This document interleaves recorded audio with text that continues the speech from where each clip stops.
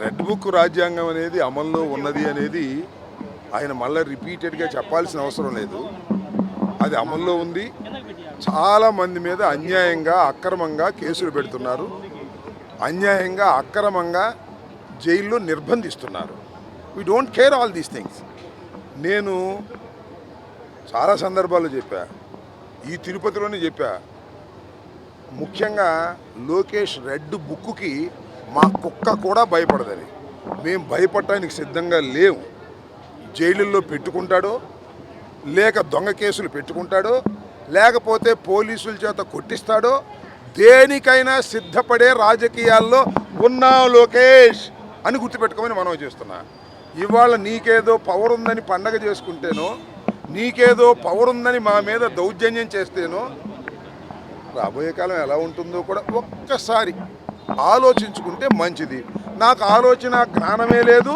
నా red book ఉంది, నా దగ్గర పోలీసులు ఉన్నారు, ఎంతకైనా తెగిస్తాను, ఎన్ని అక్రమ కేసులైనా పెడతాను, ఎంతమందినైనా జైల్లో పెడతాను అని నువ్వు భావిస్తే దీనికి ప్రతిఫలం లోకేష్ అనుభవించక తప్పదు రాబోయే కాలంలో. ఇవాళ్లతోనే పని అయిపోలేదు. ఇళ్ళకి పండగ అయిపోయిందా? పండగ చాలా ఉందిగా, చాలా పండగలు ఉన్నాయి, చాలా పండగలు వస్తాయని కూడా ఈ సందర్భంగా నేను చెప్పదలుచుకున్నాను. కాబట్టి Lokesh is a immatured politician. అతనికి కక్ష సాధించటం తప్ప రాష్ట్ర అభివృద్ధి తెలియదు. కక్ష సాధించే క్రమంలోనే అతను తన గొయ్యి తాను తవ్వుకుంటున్నాడని నా అభిప్రాయం. వెనక్కి చూసుకొని ఆలోచించేటటువంటి జ్ఞానం కూడా అతనికి లేదు. అధికార మదంతో ఉన్నాడు. అధికార మదం శాశ్వతంగా ఎవరికి ఉండదు. మా అమ్మని అవమానించారు. వాళ్ళ అమ్మని అవమానించింది ఎవరో నాకు తెలియదు ఇంతవరకు. నా మీద కూడా అన్నారుగా శాసనసభలో అవమానించారని. చెప్పమంటున్నా, శాసనసభ రికార్డ్స్ తీసుకురండి, శాసనసభలో చూడండి. వాళ్ళ అమ్మగారిని ఎక్కడో ఎవరో అవమానిస్తే తప్పేది, దాన్ని మేము కాదంటలా. శాసనసభలోనే అంబటి రాంబాబే అవమానించాడని బావుడు ఏడ్చారు. చూపించమంటున్నా నేను. అనవసరంగా అన్యాయంగా వారి తల్లిగారిని దూషించడం కానీ, వారి తల్లిగారిని అవమానించడం కానీ నేను ఎప్పుడు చెయ్యలేదని కూడా చెప్తున్నా. ఇప్పటికి చెబుతున్నా, అప్పుడు చెప్పా, ఎప్పుడు చెబుతా. నేను అవమానించినట్టుగా ఏదైనా ఉంటే చూపించమని అడుగుతా ఉన్నా.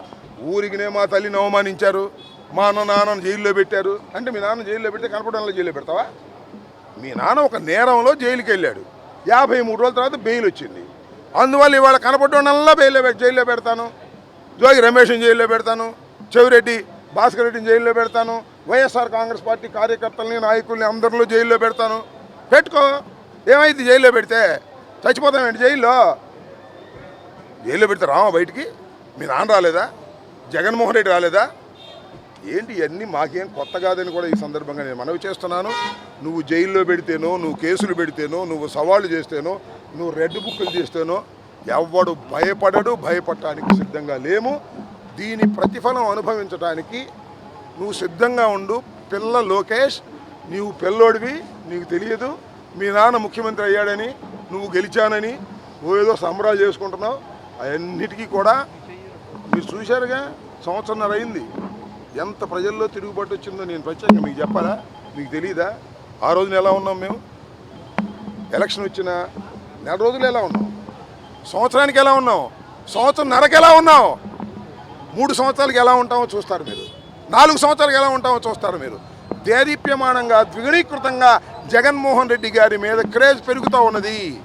అరే తప్పు చేశామే, అన్యాయంగా కూటమికి ఓటు వేశామే, కూటమికి ఓటు వేసినందుకు కక్షలు కార్పణ్యాలు తప్ప ఏ అభివృద్ధి లేదే, ఏ సంక్షేమ కార్యక్రమాలు సక్రమంగా అమలు చేయటం లేదే అని ప్రజలు రిపెంటెన్స్ వస్తున్నారు. ప్రజలు పునరాలోచనతో వస్తున్నారు. లేకపోతే ఏంటండి, జగన్మోహన్ రెడ్డి బయటికి వెళ్తే అంతమంది జనం వచ్చి ఏముందని జగన్మోహన్ రెడ్డి దగ్గర పవర్ ఉందా? సంతకానికి విలువ ఉందా?